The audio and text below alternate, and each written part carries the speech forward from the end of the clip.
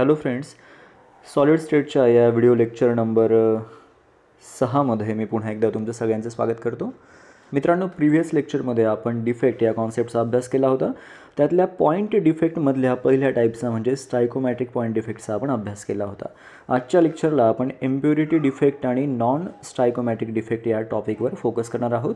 तेव्हा सुरू करूया टॉपिक इम्प्युरिटी डिफेक्ट. ओके मित्रांनो, आपल्याला सगळ्यांना माहिती आहे बघा की इम्प्युरिटी डिफचा अर्थ काय असतो. इम्प्युरिटीचा अर्थ असा असतो की जसं की आपल्याकडे NaCl असेल आणि NaClमध्ये NaClच्या व्यतिरिक्त म्हणजे सोडियम क्लोराईडच्या मॉलिक्यूलच्या व्यतिरिक्त इतर कुठलाही पार्टिकल किंवा इतर कुठलाही मॉलिक्यूल जर त्या सबस्टन्समध्ये प्रेझेंट असेल तर त्याला आपण ॲज अन इम्प्युरिटी ट्रीट करतो. अगदी तशाच पद्धतीने जेव्हा कुठल्याही क्रिस्टल लॅटिसमध्ये त्या क्रिस्टल लॅटिस ज्या पार्टिकलपासून बनला आहे त्या पार्टिकलच्या व्यतिरिक्त इतर कुठलेही पार्टिकल असलेत तर त्याला इम्प्युरिटी असं म्हणायचं. आपण एक्झाम्पल घेऊयात. समजा आपल्याला इथे एक एक्झाम्पल त्यांनी दिलेलं आहे ब्रासचं. ओके मित्रांनो, इम्प्युरिटी डिफेक्टमधला आपला पहिला टाईप आहे substitutional impurity defect. So what do you mean by impurity defect? The defect arises when foreign atoms present in crystal lattice. It is called as impurity defect. Okay, so पहिला type आपल्याला बघायचा आहे substitutional impurity defect. बघूयात मित्रांनो, आपल्याला इथे त्यांनी एक एक्झाम्पल दिलेलं आहे. जसं आपण सर्व जाणतात की हे ब्रास अलॉयचं एक्झाम्पल आहे. So what do you mean bye alloy? Alloy is a homogeneous mixture of 2 or more element out of which 1 must be metal. 2 किंवा 2पेक्षा जास्त एलिमेंट्सच्या कॉम्बिनेशनपासून अलॉय तयार होतो. जसं की आपण सर्व जाणतात की आपल्याला ब्रास हा अलॉय त्यांनी दिलेला आहे.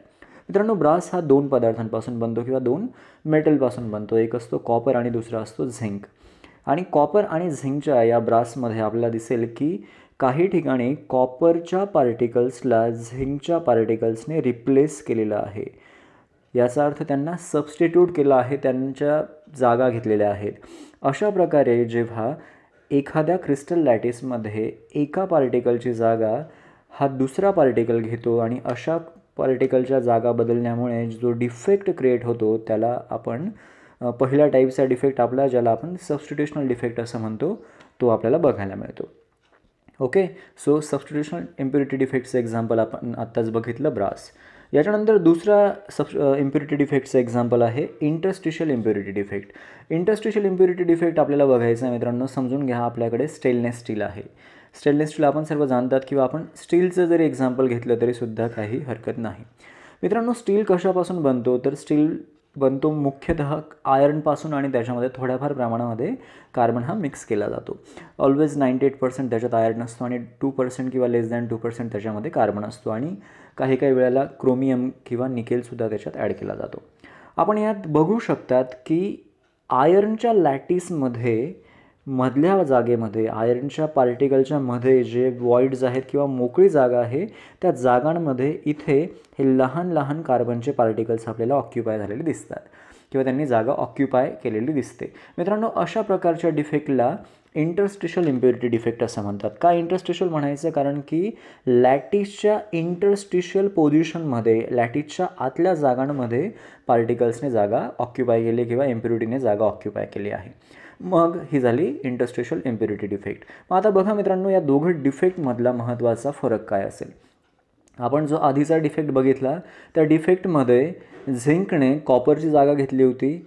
याचाच अर्थ झिंकचा पार्टिकल आणि कॉपरच्या पार्टिकलची साईज ही ऑलमोस्ट सारखी असायला हवी. ओके, जेव्हा आपल्याला सबस्टिट्यूशनल इम्प्युरिटी डिफेक्ट बघायचा असतो तेव्हा फॉरेन पार्टिकलची जी साईज असते ती ज्या पार्टिकलपासून क्रिस्टल लॅटिस बनलेला असतो म्हणजेच होस्ट पार्टिकल त्याच्या साईज एवढीच असायला हवी. वेअर ॲज आपण इंटरस्टिशियल इम्प्युरिटी डिफेक्ट बघतो तेव्हा दोघांच्या पार्टिकलच्या साईजमध्ये डिफरन्स हा बराच असायला हवा. असं का की बघा, आता आयर्नचा म्हणजेच Feचा ॲटॉमिक नंबर आहे 26 वेअर ॲज कार्बनचा ॲटॉमिक नंबर आहे 6.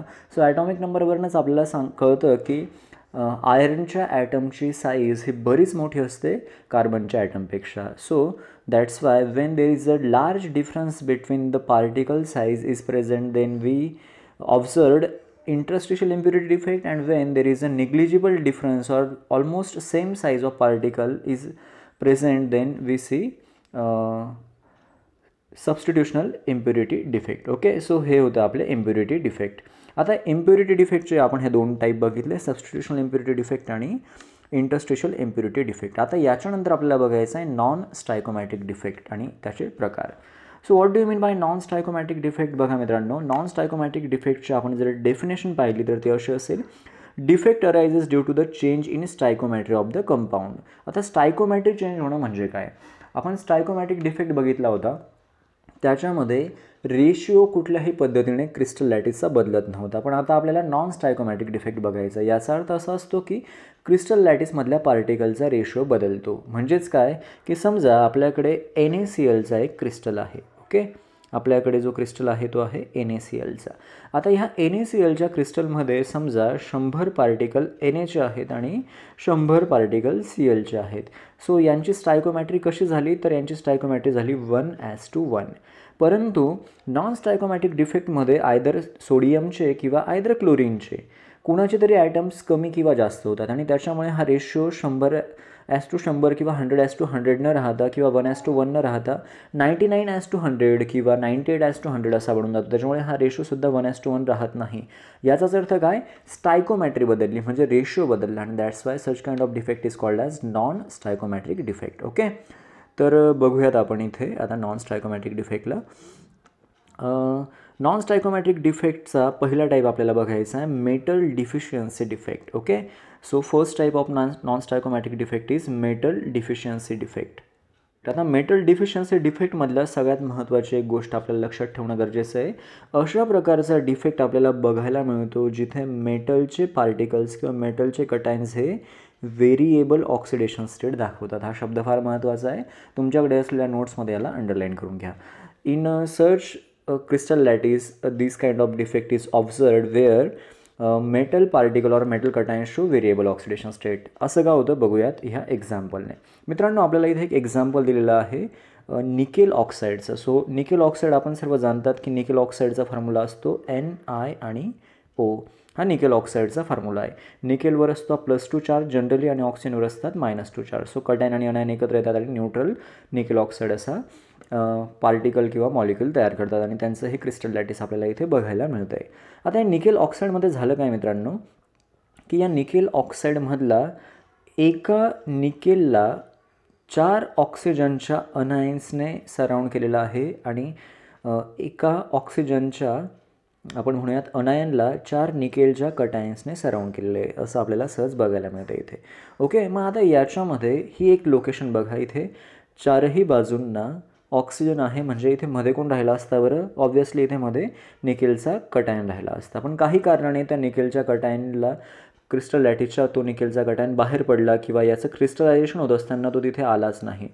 काही कारणाने तो बाहेर पडला आणि त्याच्यामुळे झालं काय?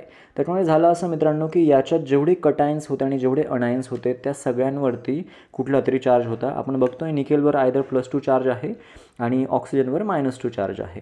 आता झालं काय की इथून एक निकेल गेल्यामुळे, फक्त निकेल गेला नाही तर त्याच्यावरचे +2 चार्जेससुद्धा गेलेत.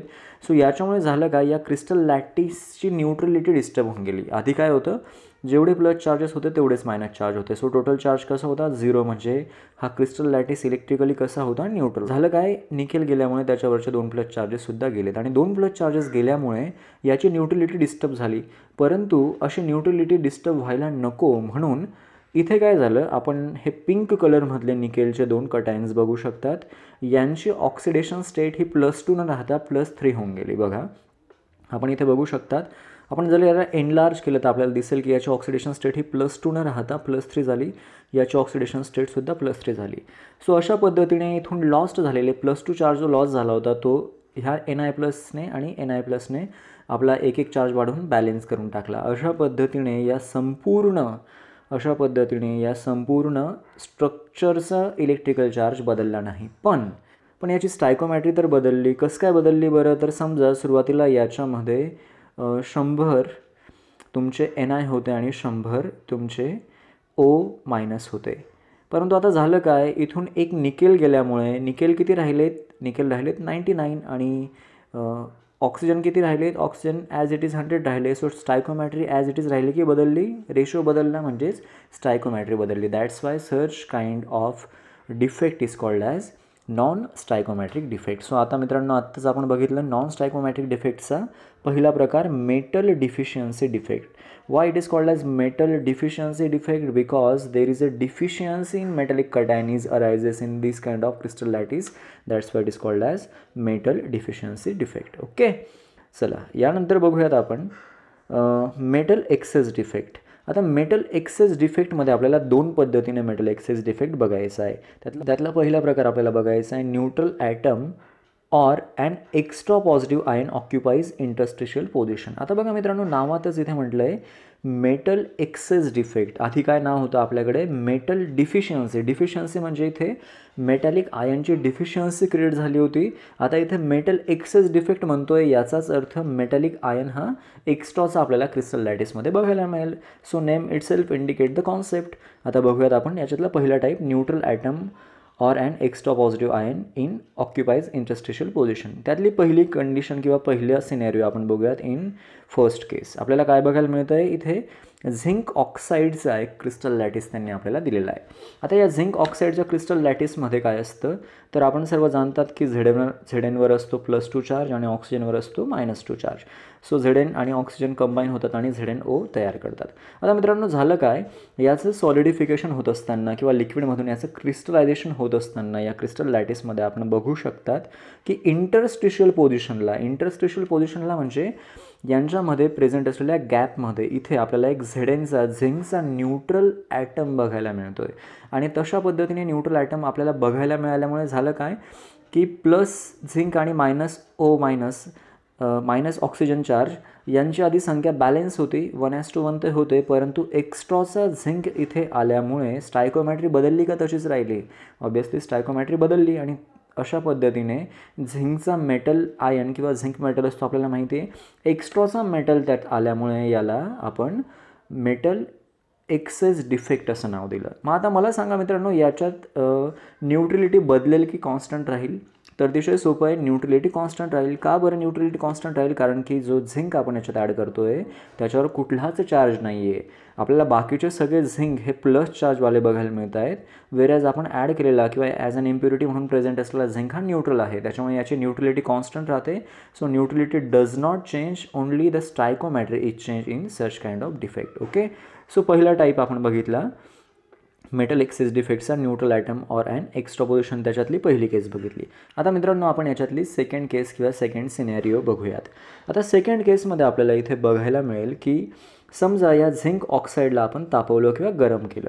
आता झिंक ऑक्साईडला तापवलं किंवा गरम केल्यामुळे काय झालं की झिंकचं डिकॉम्पोजिशन झालं, झिंकच्या ॲटमचं किंवा झिंक ऑक्साईडच्या मॉलिक्युलचं डिकॉम्पोजिशन झालं. आता डिकॉम्पोजिशन होणं म्हणजे काय, त्याच्यातले बॉन्ड्स ब्रेक झाले. सो आपल्याकडे होता झिंक ऑक्साईड, तो इलेक्ट्रिकली न्यूट्रल होता, परंतु याला तापवल्यामुळे किंवा याला गरम केल्यामुळे याचे दोन तुकडे झाले किंवा याचं आयोनायझेशन झालं.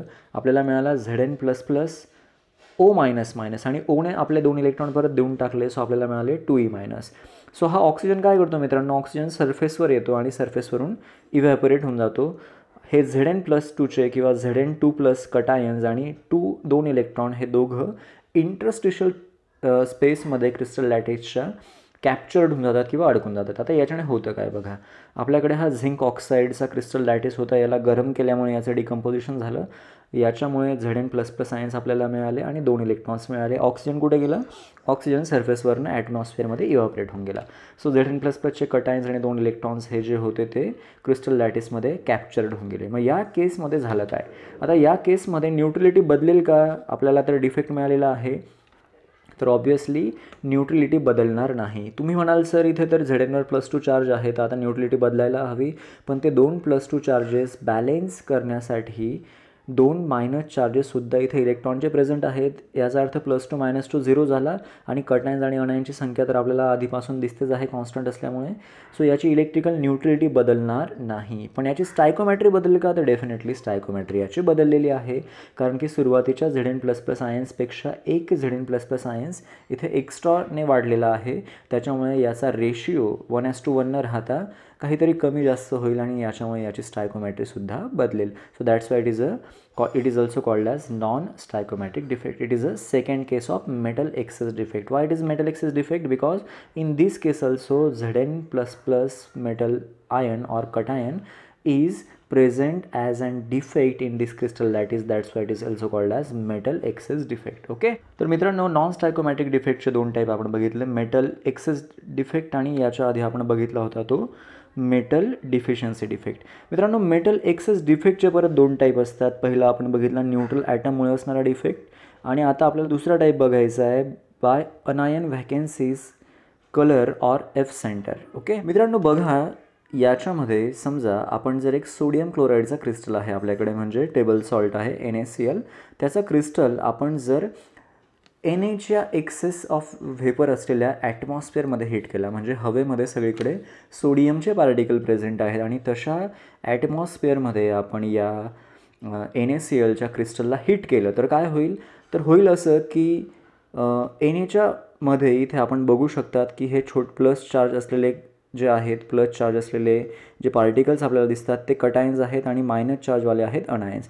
अनायन्स ऑब्वियसली Cl मायनसचे असतील आणि कटायन्स असतील Na+चे. आता होईल काय मित्रांनो, हिटिंग केल्यामुळे या ॲटमॉस्फिअरमधला कुठला तरी सोडियमचा पार्टिकल याच्या सरफेसवरती न्यूट्रल स्पेसिस म्हणून डिपॉझिट होईल, आणि त्याचवेळी क्रिस्टलच्या लॅटिसमध्ये असलेला एक क्लोरीनचा ॲटम आपण बघू शकता तिथे सेंट्रलच्या पोझिशनला. क्लोरीनचा ॲटम इथून काय करेल, तर इथून क्लोरीनचा ॲटम एक डिफ्यूज होईल, म्हणजे तो इलेक्ट्रॉन लूज करेल आणि न्यूट्रल स्पीसीस बनून सरफेसवर जाईल. सरफेसवरच्या सोडियमसोबत हा क्लोरीन इंटरॅक्ट होईल आणि NaCl तयार करेल, आणि सरफेसवरून वरती निघून जाईल किंवा सरफेसवर थांबून जाईल. पण क्लोरीन इथून गेल्यामुळे या क्रिस्टल लॅटिसमध्ये एक वॉइड किंवा एक होल तयार झालं, आणि क्लोरीनने जाताना एक इलेक्ट्रॉन डोनेट केला होता. तो इलेक्ट्रॉन डोनेट केल्यामुळे झालं काय, तो इलेक्ट्रॉनच्या तो एक्स्ट्राचा इलेक्ट्रॉन इथेच राहून गेला त्या वॉइडमध्ये किंवा त्या वॅकन्सीमध्ये. आता या सिनॅरिओमध्ये झालं काय मित्रांनो, या सिनॅरिओमध्ये दोन गोष्टी घडल्यात. एक म्हणजे स्टायकोमॅट्री तर बदलली, कारण की सोडियम आणि क्लोरीनचे कटायन्स आणि अनायन्सची संख्या सारखी होती, परंतु आता क्लोरीन गेल्यामुळे ती संख्या डिस्टर्ब झाली, म्हणजे स्टायकोमॅट्री बदलली. ओके, आणि केमिकल प्रॉपर्टी पण बदलतात आणि फिजिकल प्रॉपर्टी पण, आणि एक महत्त्वाची फिजिकल प्रॉपर्टी म्हणजे कलर. सो अशा पद्धतीचा डिफेक्ट जिथे आपल्याला बघायला मिळतो त्या प्रकारच्या क्रिस्टल्स लॅटिसचे कलर बदलतात, आणि त्यांचे कलर बदलल्यामुळे अशा प्रकारच्या डिफेक्ट्सला आपण कलर ऑर एफ सेंटर असं नाव देतो. ओके मित्रांनो, अशा प्रकारच्या डिफेक्टमुळे जो NaCl टेबल सॉल्ट आपल्याला व्हाईट कलरचा बघायला मिळतो, तो आपल्याला इथे या प्रकारच्या डिफिशियन्सी फॉर्म झाल्यामुळे येलो कलरचा बघायला मिळतो. Okay, so that's why such kind of defect is called as colour or F centre defects. Okay, तर अशा पद्धतीने आपण आजचा हा टॉपिक कंप्लीट केला. अतिशय सोपा आणि छोटासा टॉपिक. आपण डिफेक्ट्स या कॉन्सेप्टवर लक्ष केंद्रित केलं होतं. डिफेक्ट्सचे 3 टाईप असतात, परत एकदा मी तुम्हाला रिवाईज करून देतो. There are 3 types of defect present. Point defect is present. Stoichiometric defect ज्यात